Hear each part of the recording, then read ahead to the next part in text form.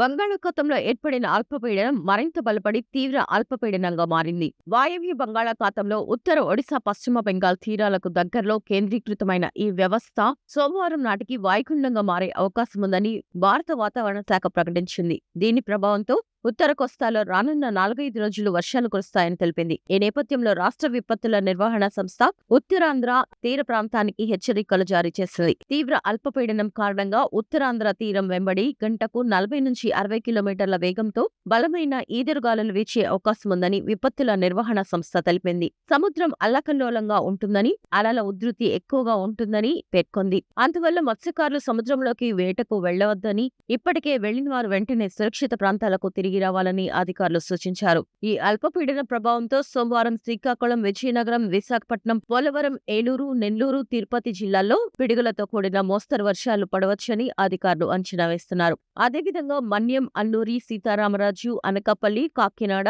తూర్పు పశ్చిమ గోదావరి, కృష్ణా, ప్రకాశం, చిత్తూరు జిల్లాల్లో తేలికపాటి జల్లులు కురిసే అవకాశముందని తెలిపారు. ఈ వాతావరణ వ్యవస్థ ప్రభావంతో దేశవ్యాప్తంగా నైరుతి రుతుపవనాలు చురుగ్గా కదులుతున్నాయి. ముఖ్యంగా ఉత్తర ఒడియా, పశ్చిమ బెంగాల్లో అతి భారీ వర్షాలు మధ్య భారతం మీదుగా పయనించి జమ్మూ కాశ్మీర్, హిమాచల్ ప్రదేశ్, ఉత్తరాఖండ్, ఢిల్లీ, పంజాబ్ వంటి రాష్ట్రాల్లో ఆగస్టు 18 వరకు భారీ వర్షాలు కురుస్తాయని ఐఎండీ వెల్లడించింది. అయితే ఆంధ్రప్రదేశ్, తెలంగాణ రాష్ట్రాల్లో ఇప్పటికే వర్షాభావ పరిస్థితులు కొనసాగుతుండటం గమనార్హం.